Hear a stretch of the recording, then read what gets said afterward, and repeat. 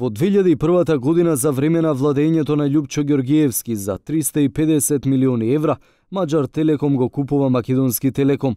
Со оваа сделка компанијата си обезбедува 4 годишен монопол на македонскиот пазар, бидејќи државата е обврзана договор за либерализација да потпише во 2005 година. Но оваа обврска Македонија ја пролонгира и се обелоденува аферата Телеком.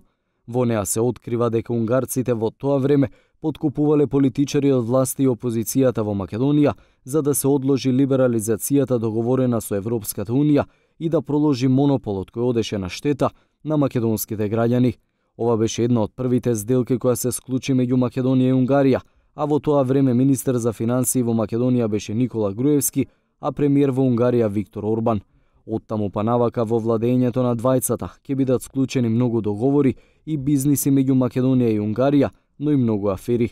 Според сведочењата на поранешниот прв човек на тајната полиција Слободан Богоевски, за исплата на подкупот со фиктивни договори во Македонија била основана компанијата за маркетинг и истражување Аналитико. Во неа како основачи се појавуваат имињата на голем број тогашни членови на извршниот одбор на ВМРО ДПМН. На листата се Гордана Јанкуловска, Милијана Киески, Сашо Мијалков, Елизабета Канчевска, Милевска, Кирил Божиновски.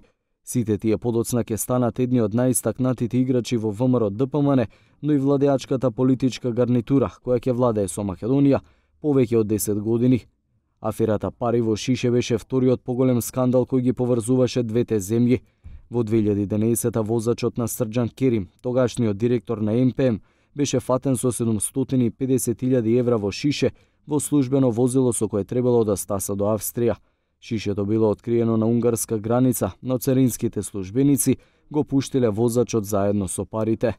Не помалку замрсено беше објавувањето на аферата Шпион која во 2014 резултираше со судски пресуди за припадници на безбедносните служби и институциите, наводно ги поврза Македонија и Унгарија. Обвинителството ги товареше за мрежа која што наводно шпионирала за грчката и унгарската служба.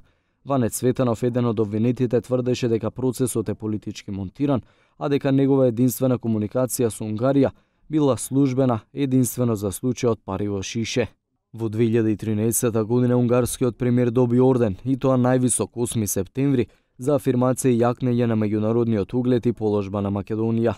Орденот е даден неколку дена пред подигање на обвинителниот акт спрема нас. Ние сме веќе во притвор, значи после акцијата, еден месец, два, за да веднаш му на орден, тоа е несватливо во дипломатските односи во светот, да одликуваш ти премиерот на државата која што ти направила таков шпионски упат, и тоа во клучните институции, безбедносни институции во земјата, во Агенцијата за разузнавање, во Управата за безбедност и контраразузнавање и пошироко во државата.